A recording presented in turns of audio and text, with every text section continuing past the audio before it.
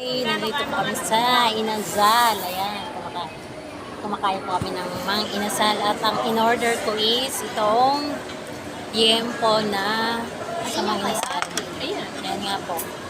Kain na po tayo. Nanay, kapagay mo ako. Ha? Opo, pag-ihimay mo kita. Opo.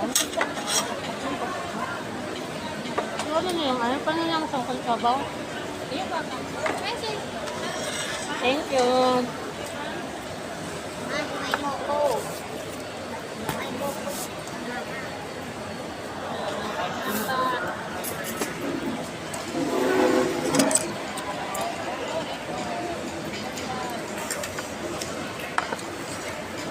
Sarap ng lempo nila. Mama, lawo lang pala nakakatanggal eh.